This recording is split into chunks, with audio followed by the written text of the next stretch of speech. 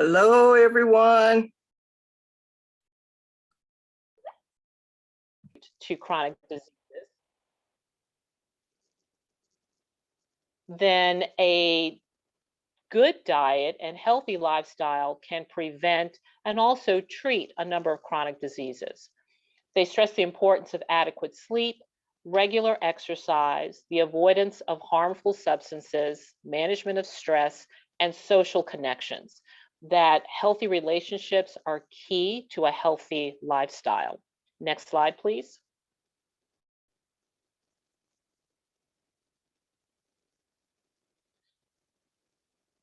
Next slide, please.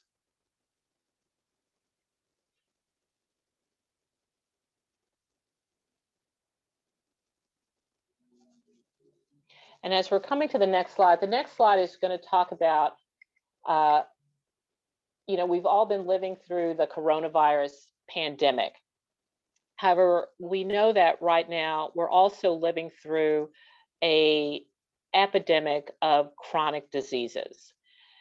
It's currently estimated that there are 6 out of 10 Americans that are living with at least one chronic disease, and 4 out of 10 of us have 2 or more chronic diseases.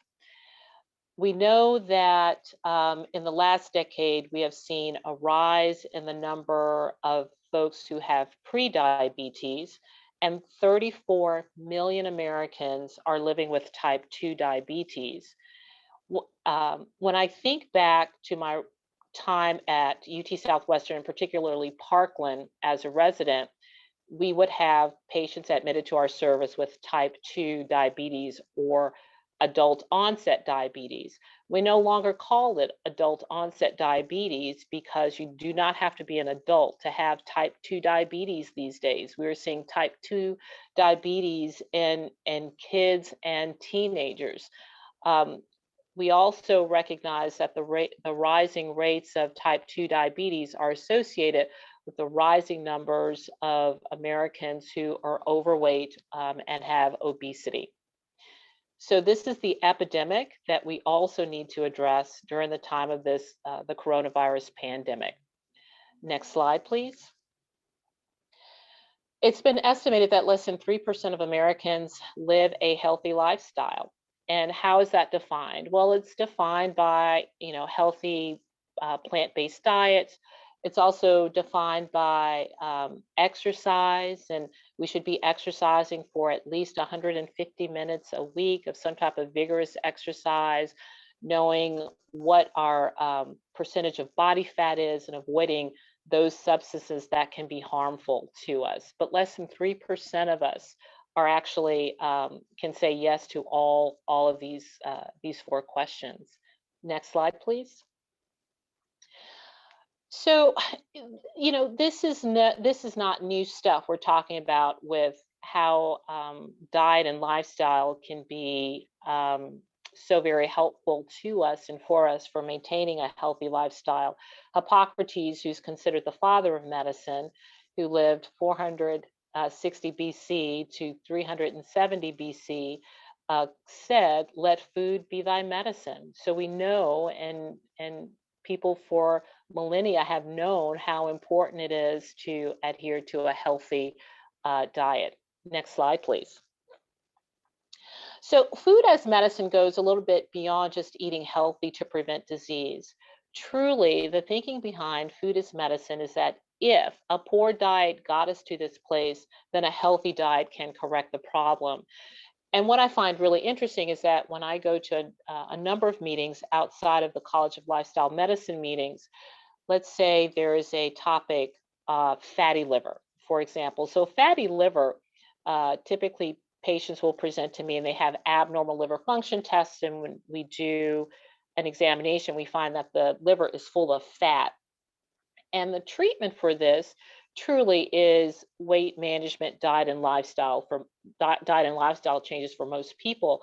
However, when we go to our many of our meetings, diet and lifestyle, if it's a 30-minute lecture, 5 minutes will be spent on diet and lifestyle, and the other 25 minutes will be have a discussion on medical therapy, what drugs and other medications can be used to improve the numbers and diminish the amount of inflammation in the liver, and not spending, you know, all of the time teaching healthcare providers what we can tell our patients as far as what they should be eating, how they should be exercising to diminish the amount of fat in the liver. Next slide, please. So when it comes to nutrition, what I stress to my patients is that I recommend eating a whole food plant-based diet. So I'm not telling my patients to become vegans or vegetarians, but I think on our plate, at least half of the plate should include plants. And then your protein source, if that's from a meat, should be not the center of attraction, but a little side item. And the same thing with the other carbohydrates that we're eating. I also tell my patients that I want you to eat real food. And so real food is something that if you read a label, you can pronounce, and you don't have to look it up to see what it is. And real food looks like food, right? So a chicken nugget really doesn't look like a chicken. But to eat real food, avoid artificial preservatives, artificial sweeteners, watch the amount of watch the portion sizes that we're getting, and also avoiding eating, you know, late night. And a number of my patients are doing intermittent fasting, which they have found very, very helpful. Next slide. The other important part of healthy diet and healthy nutrition, next slide, please, would be Trying. okay. So the next slide is just going to be just water. We are made up of mostly water. Every cell, every tissue, every organ in our body needs water to work properly. And so drinking at a minimum of 8 ounces of water a day, and soda, juice, coffee drinks don't count. I really want water, 8 glasses a day. Next slide, please. I want to make a few comments about the microbiome, because this is something that patients ask me about frequently. So the microbiome refers to the bacteria that live in and on our bodies, and there are trillions of bacteria and viruses and fungi that we are living with. And these microorganisms are responsible for helping to keep us healthy. And I'm sure everyone has seen advertisements, and if you go to the health food store, different probiotics, these good healthy bacteria that you can take in order to keep yourself healthy. These probiotics, you know, there's probably a lot more probiotics out there than there's good science to recommend them. What I usually tell my patients is that if you want to have a healthy microbiome, then feed these bacteria, viruses, and fungi the things that they like. And that's a lot of plants and whole grains, and avoid feeding your gut with harmful things, you know, things that are high in sugar or highly processed foods. Those things will have a definite impact on the microbiome. The other thing that's going to have a huge impact on the microbiome is antibiotics. In this country, there's an overuse of antibiotic therapy. And when you take a course of antibiotics, it can take up to 3 months for your microbiome to return to what it looked like before you took that course of antibiotics. So if you need antibiotics, take them. But a lot of times we're using antibiotics to treat viruses that would have gotten better anyway. So keeping the bacteria in your gut and on your person, important. Just feed the bacteria. Vegetables, fermented foods, fermented vegetables, kimchi, sauerkraut, all of those things will make the microbiome healthy and happy. Next slide, please. Sleep. This is super, super important. The National Sleep Foundation recommends that for us to stay healthy, we should be getting 7 to 9 hours of sleep per night as adults. And I know that we all believe that we can function and function well with 5 hours of sleep. Some of us can, most of us cannot. So we really should be getting about 8 hours of sleep a night. And in children and teens, that should be anywhere from 8 to 12 hours per a 24-hour cycle. And sleep is restorative. Sleep helps us to heal and recover from the day. So don't underestimate the need to get adequate number of sleep hours. Next slide, please. Physical activity. It's so important that we stay active. Our bodies were created to move and jump and be active. I am convinced that many of the chronic diseases that I'm seeing in my patients are related to what I call sitting disease. We were not designed nor created to sit 8, 10, 12 hours a day. So keep moving, staying active, exercise at least 30 minutes, 5 days a week. And that should include cardiovascular training, resistance training, flexibility, and balance. But all of these things will help to prevent chronic diseases. And even when we start talking about like colon cancer, sedentary lifestyles are also believed to be linked with the increasing rates of colon cancer that we're seeing. So definitely find something that you like to do and do it. Next slide, please.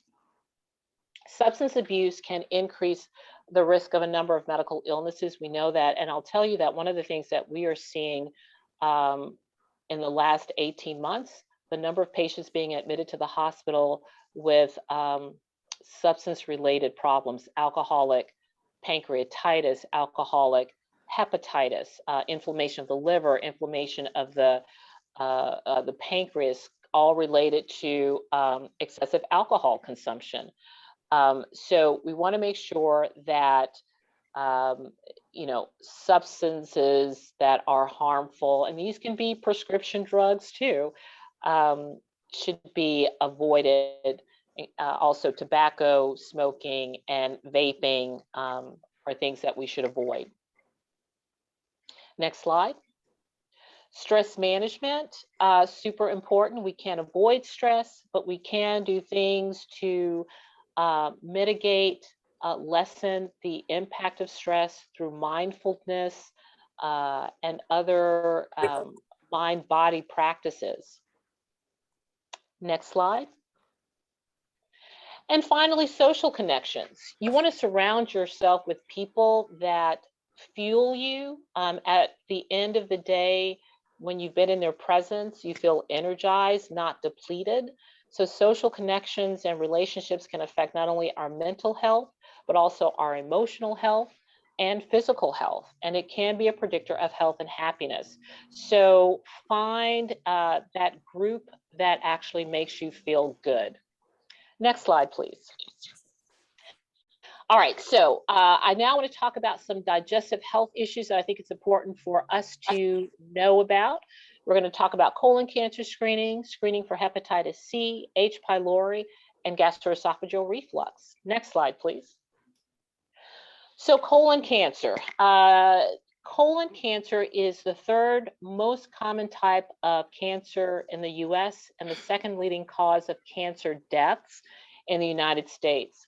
When we are screening people for colon cancer, we're screening them for colon cancer, but we're also looking for colon polyps. Not every colon polyp will develop into a colon cancer, but every colon cancer at one point started off as a polyp. So if we can find polyps when they're small, we can take them out and therefore reduce the risk of colon cancer. So when we do a screening examination for colon cancer, we look for polyps, but we also look for cancers, colon cancers at an early stage, because if we can catch a cancer early before a person starts to have symptoms, that colon cancer is treatable and curable with surgery and will likely not need chemotherapy or radiation. Next slide, please. So the recommendations have changed recently. It used to be beginning at the age of 50, but now the recommendations are to begin screening for colon cancer at the age of 45 and to continue screening until the age of 75. And people over 85, it's not recommended that they undergo routine colon cancer screening because the risk at that point may actually outweigh the benefits of looking for these small polyps. Next slide, please.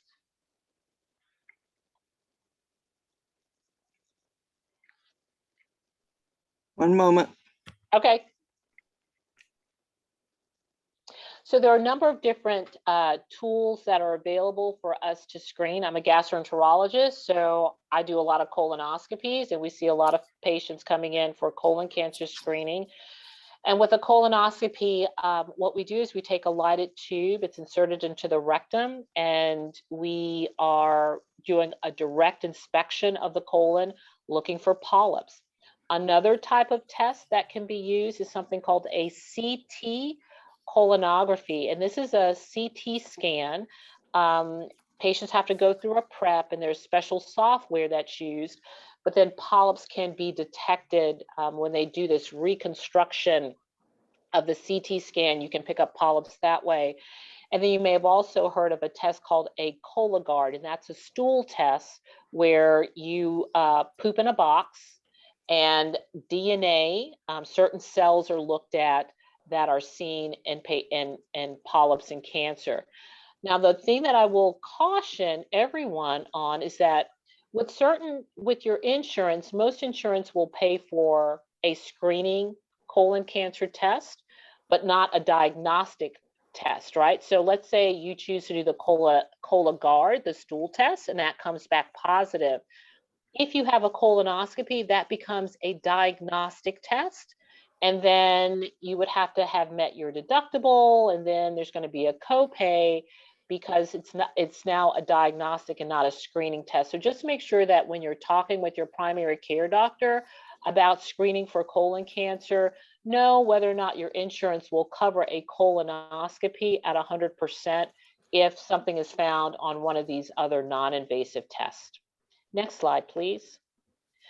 So this is just a picture of a colonoscopy and what we do during the time of the colonoscopy. Again, this is an invasive test. It does require a bowel purge. So before the procedure, clear liquid diet for a day, taking laxatives to flush your system out. And then at the time of the colonoscopy, if we find polyps, we're going to go ahead and snip those out. Colonoscopy is a very, very safe test, but it is invasive with anesthesia, and there are some risks related to the procedure. So there can be a risk of bleeding, a risk of infection, or risk of perforation, but all of those things are infrequent, occurring less than a fraction of 1%, a very safe test.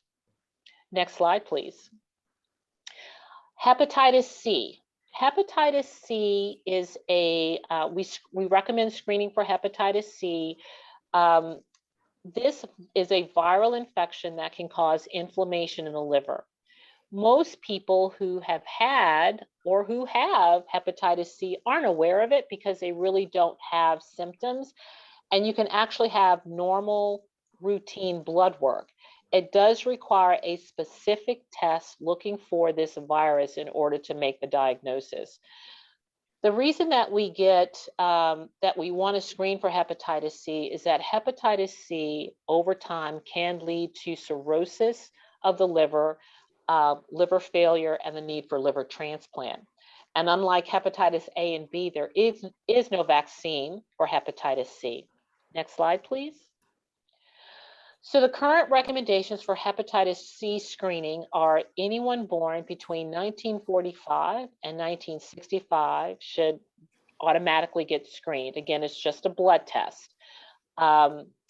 It's also recommended to have hepatitis C testing if there's a history of IV drug use, if someone has a history of any kind of blood disorders like hemophilia, and they had to receive certain types of blood factors.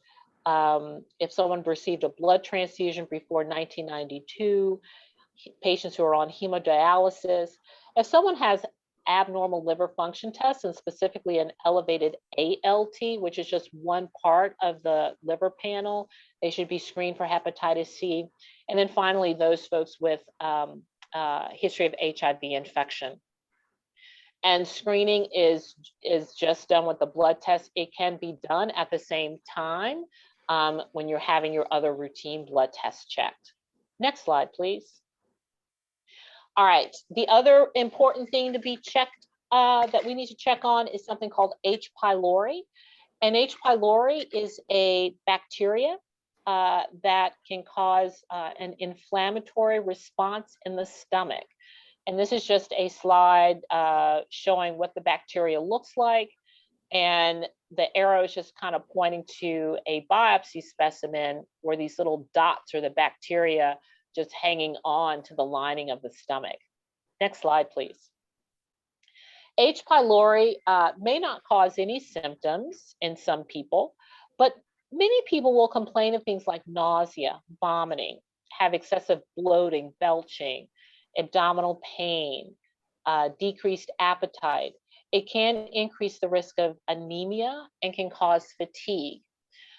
The other symptoms that, or the other findings that we will see in folks who have H. pylori infection, it is associated with ulcers. So patients may come into the hospital with abdominal pain or bleeding. We diagnose them with the ulcer and we check the biopsy specimens and we see that it's just teeming with all of these bacteria. It can cause gastritis or inflammation. But the biggest thing about H. pylori is a risk factor for stomach cancer. And if someone has a family history of stomach cancer, this is actually a screening that I would recommend because that's another risk factor. If you test positive for H. pylori, you could actually get treated for that, and that may mitigate that gastric cancer risk. Next slide, please. So there's several different ways to test for H. pylori infection in the stomach. One is just by doing a simple breath test where you would go to a Quest or LabCorp. You're given something to eat and then you blow in a bag and it looks for something called urea. And if your urea levels are high, then that's a positive test for H. pylori. There's also stool tests that can detect H. pylori infection. And then at the time of the endoscopy, we can take biopsies and do special stains to look for the infection. A blood test isn't very helpful because the blood test will tell us if you've had an exposure, but it's not going to, we'll see antibodies, but it won't necessarily tell us if you have an active infection. So the blood test is not very helpful, and I usually order the breath or the stool test if I'm doing a screening. Next slide, please. And then gastroesophageal reflux disease. So we see so many people in our practice with GERD, heartburn, and the symptoms are like heartburn, nausea, chest pain, belching. They can regurgitate food. The problem with having chronic reflux is that over time, this acid that's coming up into the esophagus can cause inflammation and a change in the lining of the esophagus. And this change in the lining is a condition called Barrett's esophagus. And Barrett's esophagus is a risk factor for esophageal cancer. So inflammation anywhere is bad. And so this is one of those conditions where inflammation in the esophagus that's coming from acid from the stomach can increase the risk of esophageal cancer. The way that we can diagnose whether or not there's been damage or injury to the esophagus from longstanding acid reflux is by doing an endoscopy, which is a scope that looks down into the stomach. You're sedated for that, or an upper GI series, which is an X-ray test. Now, the issue with gastroesophageal reflux, and this is a struggle that I have with many of my patients, is the medicines that we prescribe don't actually prevent folks from refluxing. You can still reflux, it's just changing the pH, right? So you take an acid reducer, what's coming up into your esophagus is not a pH of 4, it's going to be a higher pH. but you can still feel it. It can still be irritating. It can still come up high enough in your throat to cause irritation of your vocal cords, and you can have coughing and throat clearing. The treatment for gastroesophageal reflux really is diet and lifestyle. It's what we're eating, it's when we're eating, it's how much we're eating, it's, you know, our sitting, our inactivity, it's lying down after eating a big meal. So those are the it's drinking 12 sodas a day and drinking, you know, 8 cups of coffee. All of those things are really going to have an impact on gastroesophageal reflux. So diet and lifestyle are the mainstays of treatment, and taking a pill to suppress the acid may be something that we do in the short term, particularly if there's a lot of inflammation that we're trying to heal. Next slide, please. So I wanted to give us enough time to have a time for questions. So I just want to kind of give you some take-home points. So basically, things to take away, super important. Don't miss your physical examinations, and particularly during the time of COVID, when people have been putting things off, we're seeing things now that could have been prevented if only we had seen someone, you know, a year ago. But people were afraid to come in and get their screenings done. But we are in a much different place now than we were a year ago. People are getting vaccinated, and so we are definitely get your physical exam. Diet, don't make things complicated. Whole food, plant-based diet is my recommendation. Don't get caught up in trying to figure out how many grams of protein and carbs and this and that. I think we can really make this way too complicated and can get overwhelmed. So eating a whole food, plant-based diet, eating real food, eliminating the artificial things, I think important. Maintain a healthy lifestyle by making sure that we are getting enough sleep, managing our stress, and getting out of toxic relationships. And then not only with the GI health screenings, but all health screenings. Make sure that you're on time for your prostate screens, for your cholesterol screenings. All of these things are super important for us to be well and stay well. So I think those are all the slides that I have, Ms. Sanders. So I'm going to end there and then open it up for any questions that anyone may have. Fantastic. Thank you so much. Thank you. This has been incredibly informative. Does anyone have any questions? Because I have one, if you don't. If you have a question, if you have not put it in chat, and I don't see any in the chat yet, just raise your hand or unmute yourself. Oh, yes, here's someone. Please. Yes.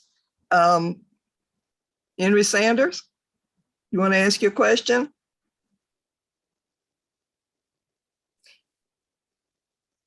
All right, I can read it. He says, Dr. Persley, I started juicing, drinking vegetable juices. I have found where this gives me improved mental alertness and a better overall feeling. Is there a harmful side to that? None whatsoever. I think juicing is great. My only thing with juicing is hopefully it's a good juicer and you're not throwing away too much of you're losing so much fiber. When you know, with some of these juicers, when you look at what you collect, there's a lot of good stuff in your little collection bin from the fiber and the other good things that you've taken out to do your juicing.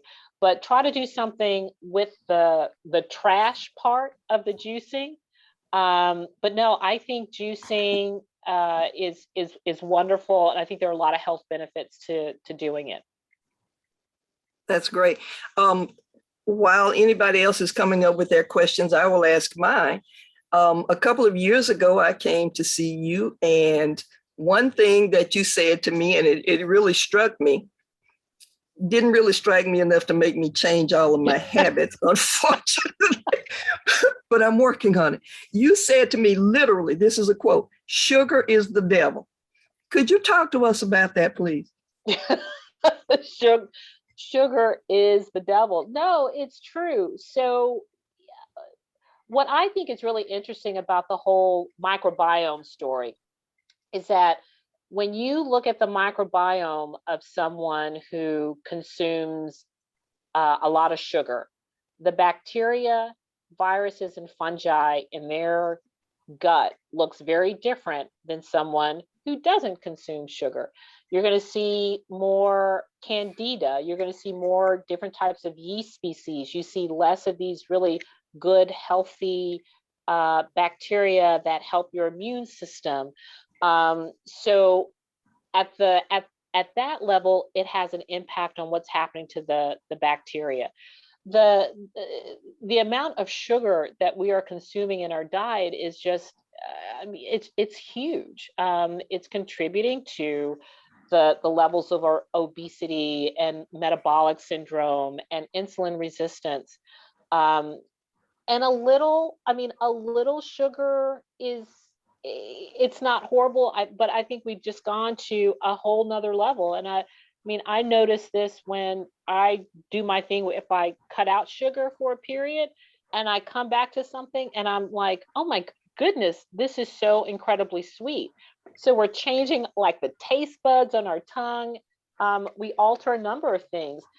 And I think sometimes it's easy just to kind of cut it like cold turkey than just trying to diminish it, because I still think that we have this craving for it.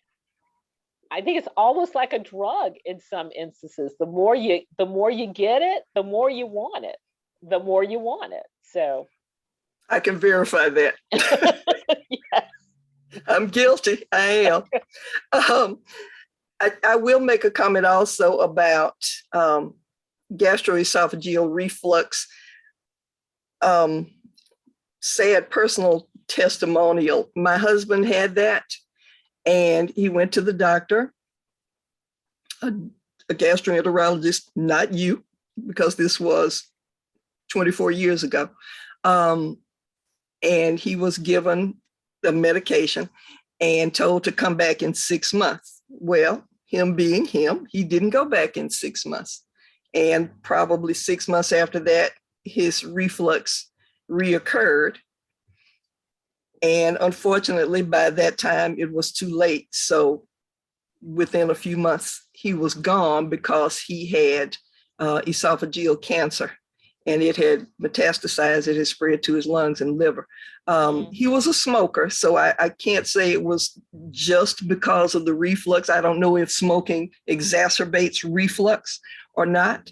You can speak to that. But when Dr. Persley tells you that you need to get it checked regularly, please trust that, because he left here at an early age, much earlier than he should have.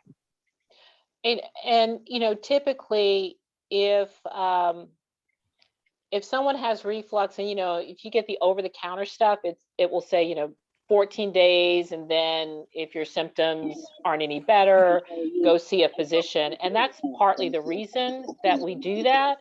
Is, you know, if it's most of the time, if you get it if you're on something for a couple of weeks, you treat the inflammation, it gets better. But if it's not responding to that, then you have to start thinking about other things. Yeah. So definitely listen to your body. Don't ignore, don't ignore things. And also don't mark stuff up. How often do I hear, I'm getting older, and people just start to accept things because, I'm just getting older. I'm like, no, don't do that either. I did see a question regarding honey and agave. Yes. And I'm a honey user, and I also use agave too.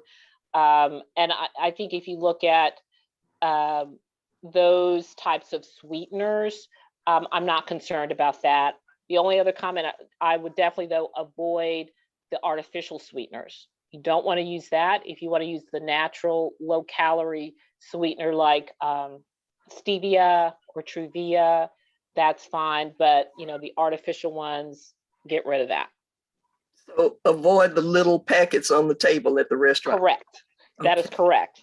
Okay, thank you.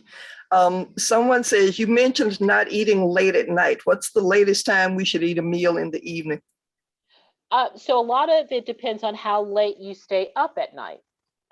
So you want to have at least a 3-hour, preferably 4-hour window from the time you eat your last meal until the time you lie down. Because for most people, it takes about 2 hours for your stomach to empty. But if your evening meal is your biggest meal, and if your evening meal is a heavy meal with steak and potatoes and cream, that's going to take a lot longer than if you're eating some salad or beans. And I think the best advice that I've ever gotten from a nutritionist, she's like, make you should eat like a king or queen for breakfast, and then your evening meal should be that of a pauper, so eat big in the morning, and then throughout the day, we should really start to decrease the volume of food that we're eating. Okay, great. Are there any other questions? Now's your opportunity. Either put it in the chat or you can unmute yourself and ask your question directly to Dr. Persley.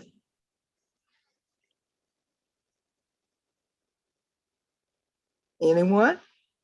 I'll ask about fiber. What are the best sources of fiber? And particularly as a woman, I've found that as I get older, I require more fiber. Mm-hmm. So can you just expand on fiber and where the best sources and how much we should consume? And yeah, so what I tell my patients is don't make it complicated.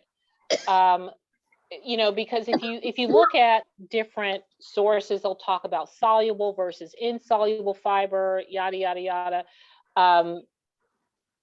Your fiber sources are going to primarily be from plants, your leafy greens, fruits that have skins on them, vegetables with skins on them. Whole grains, that's going to be your best source of fiber. But if we adhere to the nutrition guidelines, and let's say we eat 5 to 7 fruit and vegetable servings a day, you're probably going to get to that 20 to 25 gram a day fiber recommendation. So that's the current recommendation for women, is about 20 grams of fiber a day, for men 25. And I would say leafy greens, beans, peas, whole grains, quinoa, brown rice, barley, all of those things are going to give you lots of fiber. Great, thank you. I have 2 more questions, but I will give somebody else an opportunity while you all are getting up your courage. Dr. Persley, I am lactose intolerant, and I have read that probably 75% of African Americans are lactose intolerant. How do you suggest that we obtain what we have traditionally thought of as the nutrients from milk, cow's milk? If we cut that out, what is the substitute to give us proper nutrition? Yeah, so you're right. So many of us are lactose intolerant, and it can vary. Lactose is broken down by an enzyme called lactase. And those of us who are lactose intolerant can have some of this lactase and tolerate maybe certain cheeses, but not, milk or other forms of dairy. We truly don't need, so a lot of people think about calcium and vitamin D. the biggest source of vitamin D is actually the vitamin D that we're making in our skin when we're going out for our 30-minute walk during the day. All right, so we're making our vitamin D there, but you're also going to get calcium and D in dark greens. I mean, you're going to see. So I think it's a little bit of I think it's marketing that we have been told for so many years how important it is to consume, milk and dairy products. And I think there's some truth to that, but I think if you're eating, a diverse plant-based diet, you're going to get the amount of calcium and D that you're going to need without having to go to dairy. And if you want to use some type of dairy substitute, almond milk, you can do that. My only issue with some of the store brands of almond milk or soy, if you read the label, so like with almond milk, there should be 3 ingredients: almonds, water, maybe some vanilla, right? If you look at a lot of the labels for almond milk, there will be 10 ingredients in almond milk. And it's like maltodextrin and all of these additives to give it a better mouthfeel. Because if you just take almonds and make almond milk with water and a little bit vanilla, it can be a little bit on the thinner side. So for them to make it feel better in your mouth, they add all of this other extra stuff. And then you're like, okay, so what have I just substituted? Okay, very good. You mentioned intermittent fasting, and we have a question: is intermittent fasting good?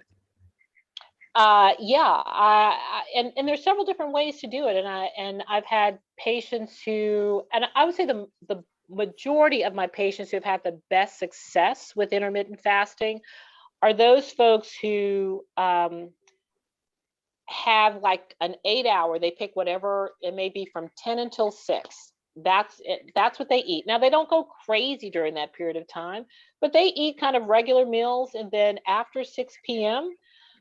they don't eat anymore, and then they just wake up and at 10 o'clock they have their first meal of the day. So you can do it that way. Some people will have intermittent fasting where they may do 1 or 2 days a week, where they may just do not eat on those days and just drink water. I think it's the easiest way to do it is from just picking that 8 hour period where you eat, and then 16 hours where you're fasting your body. And during that fasting period, what's happening is that since your body doesn't have to work to digest food, it has this ability to heal itself and restore itself and recover from the day.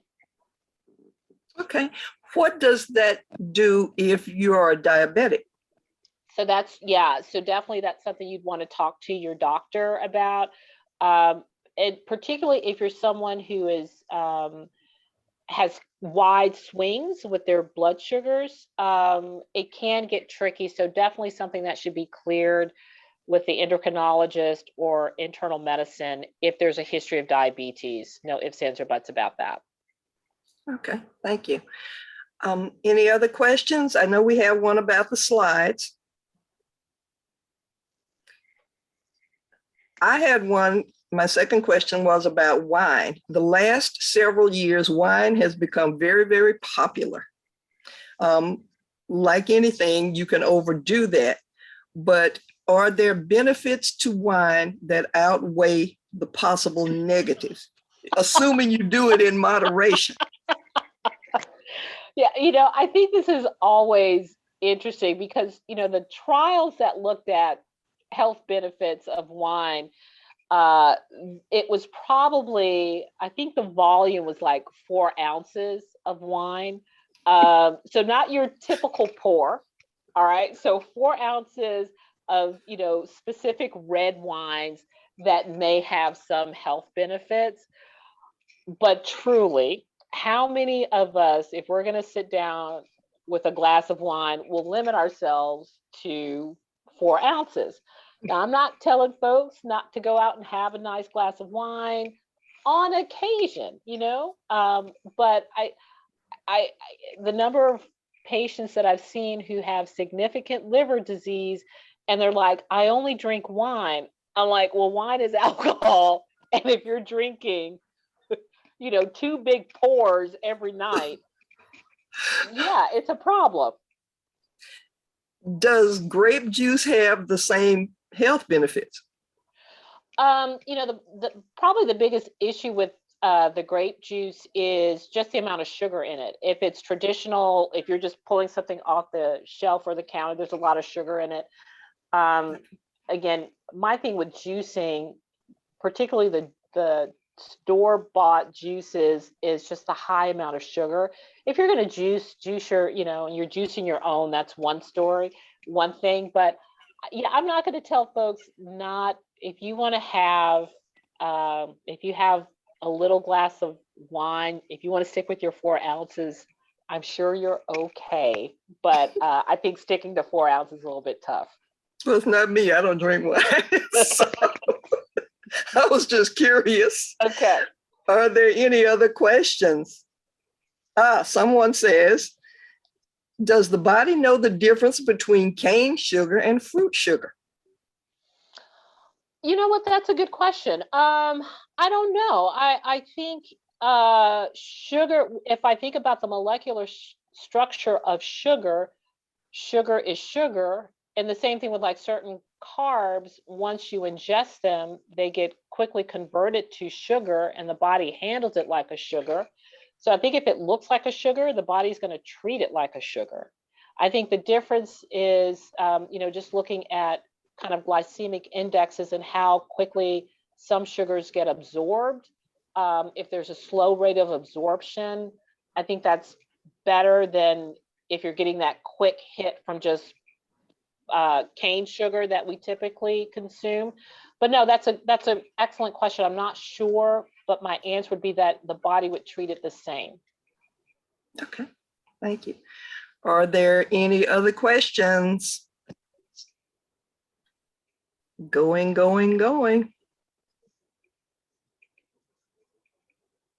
No? Okay, then the last question was, is there a way to obtain a copy of the slides from this evening? So, Dr. Persley, do you have any objection to your slides being shared? Oh, not at all. Okay, great, thank you. So anybody who wants the slides, here are 2 things to do, because we've recorded this and we'll place the video after I get it edited so that my mistakes are edited out. Will be on the Feed Oak Cliff YouTube channel, or you can send an email if you just want the slide presentation. Send email to feedoakcliff@gmail.com. That's feedoakcliff@gmail.com. And just say, please send the slides. And we will do that. Thank you, Wynella, for adding the, kind of misspelled it, but for adding the email address. Any other questions? All right. Well, Dr. Persley, thank you so much. This has been amazing, amazing, amazing. I am so grateful to you. We are all very, very grateful to you. It's been so informative and so personable and accessible, just as I have known you to be, just as I've known you to be. For you, anything. Thank you. Thank you so much. Thank you, everybody. feedoakcliff@gmail.com for the slides, and Feed Oak Cliff channel on YouTube. Give the YouTube video a couple of days for editing. Thank you. Good night. Thank you. Outstanding. Thank you. Outstanding. Thank you. Thank you. Very informative. Bye. Bye. Good evening. Good evening. Thanks, everybody.